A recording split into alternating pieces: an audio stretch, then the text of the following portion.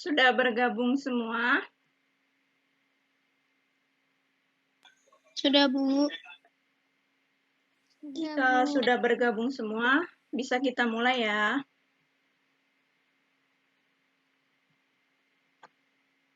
Sebelum kita memulai pembelajaran, alangkah baiknya kita berdoa menurut kepercayaan dan keyakinannya masing-masing. Berdoa dalam hati, dimulai.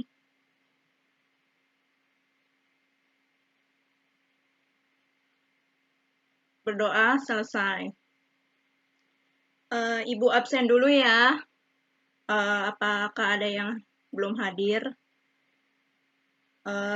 Safrila Saronto. Hadir, Bu. Sagita Melani. Hadir, Bu. Tantri Eliandi. Hadir, Bu. Baik, hadir semua ya hari ini. Assalamualaikum warahmatullahi wabarakatuh. Waalaikumsalam warahmatullahi wabarakatuh. Alhamdulillah kita dapat berjumpa lagi, walaupun masih dengan pembelajaran jarak jauh dan belum bisa bertatap muka, tetapi kita harus tetap semangat dan selalu jaga kesehatan di masa pandemi COVID-19 ini.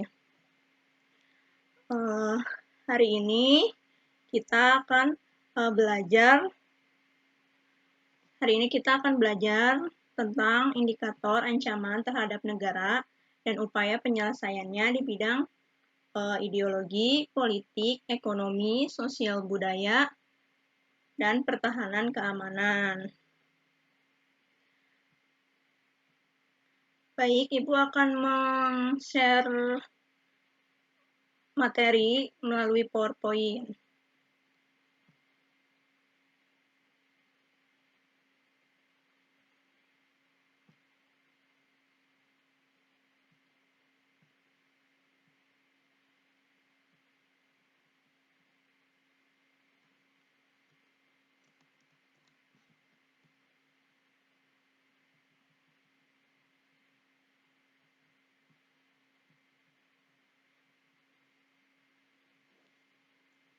Sudah ada PowerPoint yang Ibu share? Sudah, Bu. Baik, kita mulai ya.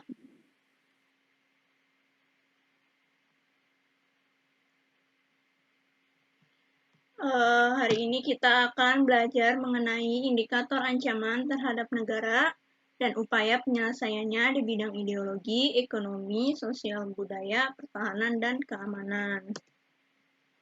Apa itu ancaman?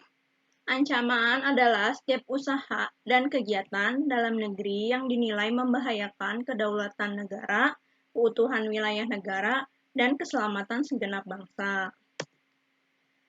Ancaman itu dibagi menjadi dua, yaitu ancaman militer dan ancaman non-militer.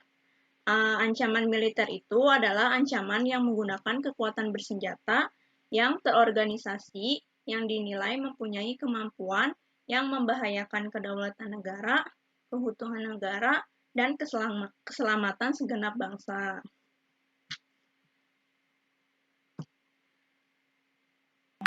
Ancaman non-militer adalah ancaman yang memiliki karakteristik yang berbeda dengan ancaman militer, yaitu tidak bersifat fisik serta bentuknya tidak terlihat seperti ancaman militer. Karena ancaman ini berdimensi ideologi, politik, ekonomi, sosial budaya, teknologi, informasi, serta keselamatan umum.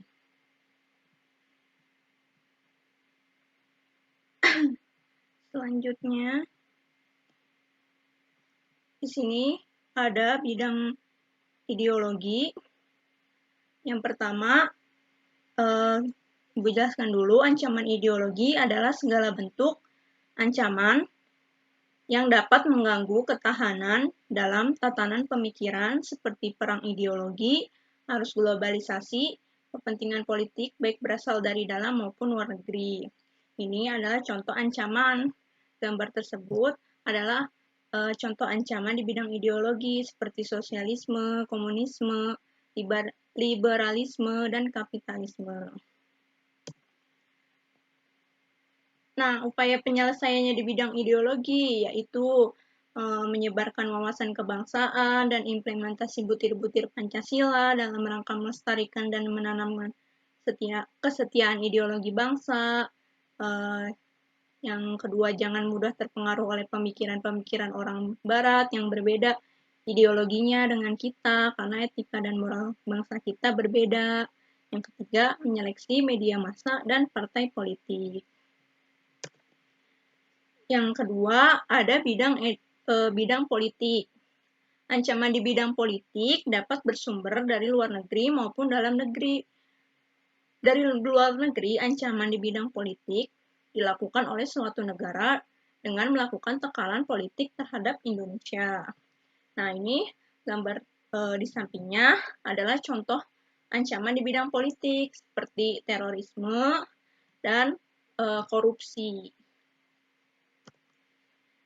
Upaya penyelesaiannya di bidang politik. Yang pertama, mengembangkan demokrasi politik.